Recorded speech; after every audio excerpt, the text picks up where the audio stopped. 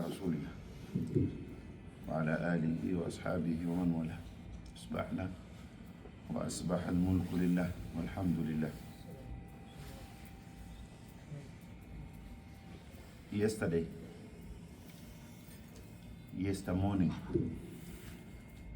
we stopped at the last ayah in Surat AnNaba, where Allah subhanahu wa ta'ala is mentioning or describing the disbelievers and their punishment on the day of Qiyamah.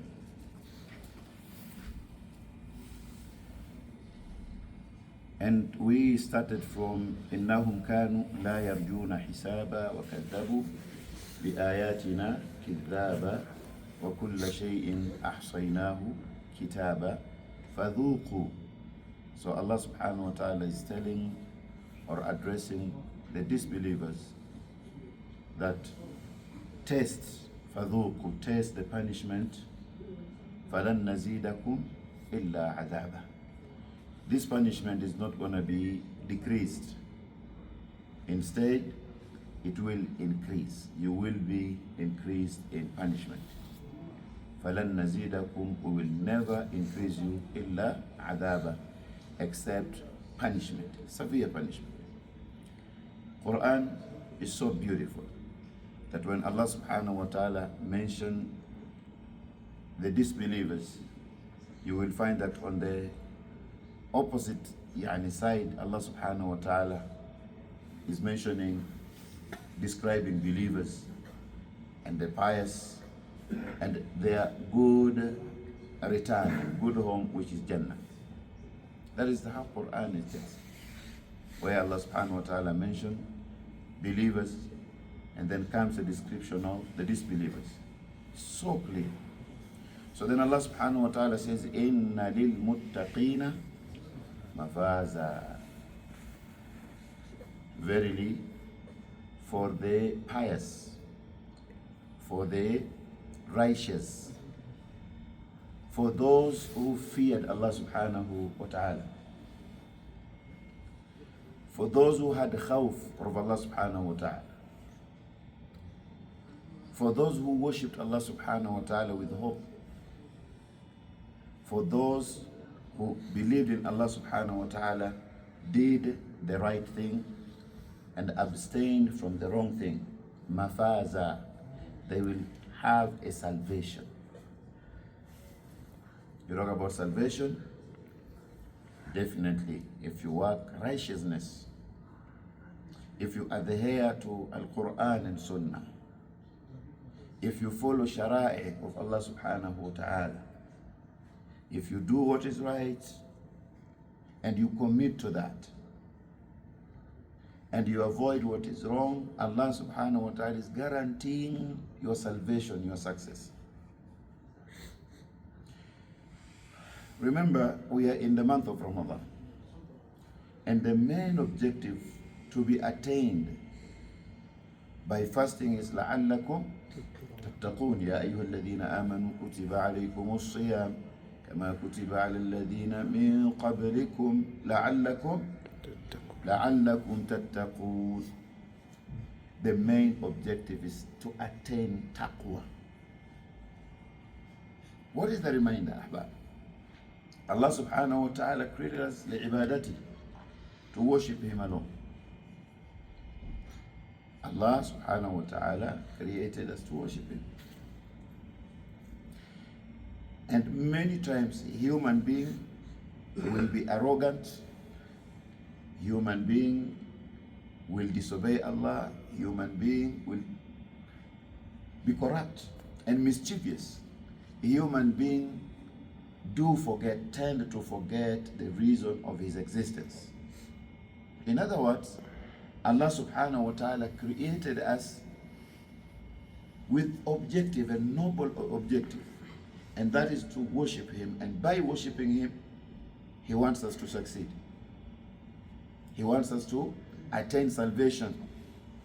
And that salvation is called taqwa. سئل علي بن أبي طالب رضي الله عنه عن التقوى. Umar ibn Khattab was asked about taqwa, he had his definition. And Ali ibn Abi Talib radiallahu anhu is also asked about taqwa, فَأَجَابَ. He's asked, what is the definition of taqwa? How do we understand? Can you summarize what taqwa is for us? فَأَجَابَ. He answered that taqwa, he mentioned 4 things. He said, al-khawfu min al-jalil. The taqwa means having fear of Allah subhanahu wa ta'ala. Having fear of the punishment of Allah subhanahu wa ta'ala. Having fear of Jahannam on the day of Qiyamah. Because Allah subhanahu wa ta'ala describes himself as Shadidul Iqab. He is severe in punishing. Al-khawfu min al-jalil, that if I commit haram, if I get out of Islam, if I'm corrupt, if I act mischievously, if I leave the right path and follow shaitan or follow my desire, my end is bad. Having that khawf. And a mu'min does not only worship Allah subhanahu wa ta'ala khawfan, right? Not only khawfan. A mu'min worship Allah subhanahu wa ta'ala khawfan wa tama'a. تتجافى جنوبهم عن المضاجع. Allah is describing Sahaba. يدعون ربهم خوفا وطمعا ومما رزقناهم ينفقون. خوفا وطمعا. They worship Allah subhanahu wa ta'ala with fear, but also with hope. Ali ibn Abi Talib radiyallahu anhu says that the first definition of at-taqwa is al-khawfu min al-jalil. And number 2, wal-amalu bit-tanzil. To act upon the Qur'an. Qur'an was not only set down to be recited. That is part of it. هو الذي, Allah subhanahu wa ta'ala says في Surat al-Jumu'ah, هو الذي بعث في الأميين رسولا منهم يتلو عليهم آياته. Ayah does not end there. ويزكيهم ويعلمهم الكتاب والحكمة وإن كانوا من قبل لفي ضلال مبين. So Allah subhanahu wa ta'ala says, yes, Qur'an, Muhammad sallallahu alaihi wasallam was sent to recite. So Qur'an is meant to be recited, but not only to stop there. ويزكيهم. That through Qur'an, awamir, commandments of Allah subhanahu wa ta'ala, al-nawahi wal-manhiyat, also through shara'i of Allah subhanahu wa ta'ala, or sharia of Allah, Quran also came to purify us min radha'il al-shirki wal-kufri wal-ma'asiyah wal-fusuq wal-fasad wal-ifsad. Quran came to purify us, came to change our attitudes. It came to change our hearts. It came to deal with our emotions. It came to deal with our psychology, our mental status, until our physical al-jawarih. It came to purify us. So acting upon Quran is very important. Acting upon Al-Quran. Inna alladhina amanu wa amilu salihat. Ali ibn Abi Talib said taqwa also means ar-rida bi-qalil. That you should be pleased with what Allah subhanahu wa ta'ala has provided. Of course, they call it qalil. Lakin, is there qalil in our lives? Ali ibn Abi Talib took it to a higher level, saying qalil, because that is how our mindset is. Most of us are never satisfied with what we have until when we lose it. Right? You lose your eyes, then you realize that, oh, you lose your finger, you didn't sleep at night because of just your nail. Sheikh Mekdua. Mekdua. You start calling all friends and all bodies, you tell them, man in traps. It was not easy.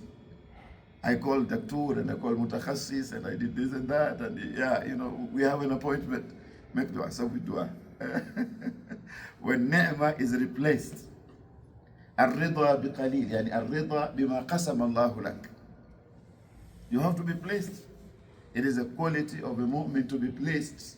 Do not just say Alhamdulillah. You ask brother, how is business?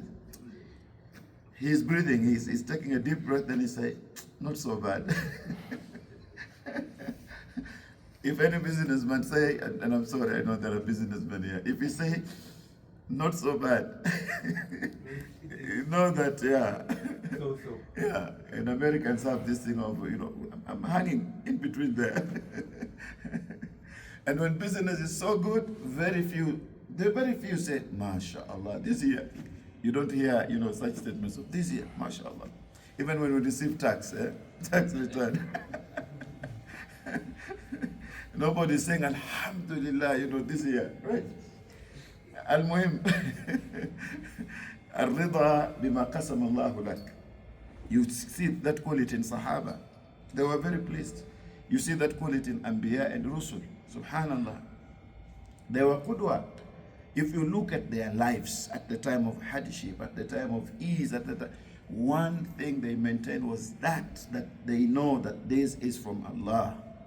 Allah subhanahu wa ta'ala, who gave me yesterday, is the one who reduced it. He didn't take it away. It's Allah subhanahu wa ta'ala who reduced it today, and it's Allah subhanahu wa ta'ala who is going to increase it. And Allah subhanahu wa ta'ala is telling Rasul when he was a little bit frustrated as a human, ما ودعك ربك وما قلى وللآخرة خير لك. Ayat of hope. وَلَسَوْفَ يُعْطِيكَ رَبُّكَ فَتَرْضَى. Any Muslim who reads that ayah does not lose hope. He does not. Allah subhanahu wa ta'ala will never abandon you. Nor will Allah subhanahu wa ta'ala cut you off. Allah will not. He created you. He has made you to travel this journey until now. What do you have to blame on anybody else? You cannot do that. And he is informing you that the akhirah, or that which comes, is better than what you have now. Have a bigger picture of your life. It's not all about this corona life and allergy life and flu life yet. A bigger picture is that there is life beyond this. And it's better for you as a believer. وَلَسَوْفَ يُعْطِيكَ رَبُّكَ. Allah says that I have already given you dunya. In fact, He created dunya to benefit you. وَالَّذِي خَلَقَ لَكُم مَا فِي الْأَرْضِ جَمِيعًا خَلَقَ لَكُم. So that you can benefit from it. Right? You eat, you sleep, and you know. He tells you that, hey, don't be short-sighted. What comes in the grave and what comes beyond the grave is better for you, and is promising you as a mu'min that He is going to give you and you will be pleased. Ar-Rida bi-qalil. And then number 4, Ali bin Abi Talib said, وَالْإِسْتِعْدَادُ لِيَوْمِ الرَّحِيلِ. That taqwa means a Muslim does not lead ghafla life, heedless. No. A Muslim is always in a state of preparation for the real journey. It is called no return journey. This is not like going to New York and coming back. I'm flying outside America and coming back. No, there is no American airline. No, there is no frontier. It's a real Nash. Everything changes. Once your breath stops, a Muslim must always be ready. Wallahi, we have seen Aimma and Mashayikh dying on the minbar. We have seen people praying, dying in sujood. Right? One of the best places, if you want to remind yourself, there are all this mass killing now in the world, right? Like when you go to Makkah telling people that I'm going to come back, what do you need from Makkah? This one says, Uridu Zamzam. And this one says, Uridu Ajwa. And this one says, Uridu Sukkari. And this one says that I need this and this. And this one says, don't forget that thawb and this and this. And every salah in Makkah or Medina, there is one common announcement. Who remembers it? Huh? Salatu ala al-amwati adhabakumullah. Subhanallah. Maybe you don't say it. You won't imagine how many janais, how many amwat, how many people are dying. Subhanallah. How do you call those small trolleys and cars? Every salah, there is salatul janaza. It's a reminder that whether you are in Mecca or Medina, whether you are, you are bound to die, and you should be in isti'dad. I will stop here. I could not go beyond this ayah. Inna lilmuttaqeena. The question is, what are we doing to attain taqwa? Wallahi ahbab, it's possible. Wallahi, it is possible. Allah subhanahu wa ta'ala has given us La ilaha illallah. Allah has guided us into Islam.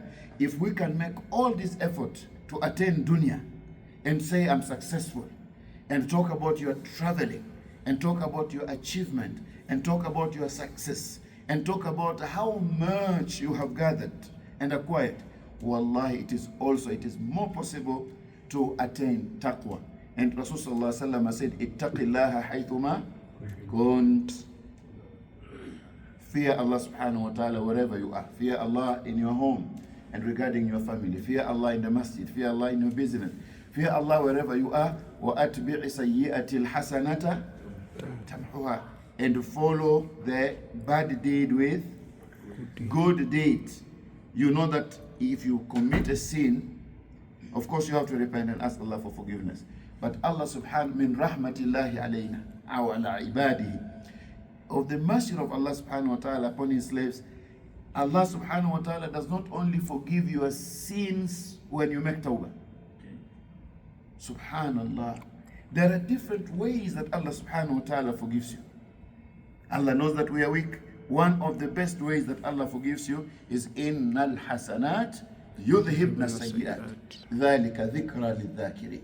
Yani you do good, Allah is rewarding you for doing it, but also Allah makes that good to be a means of erasing your previous sins.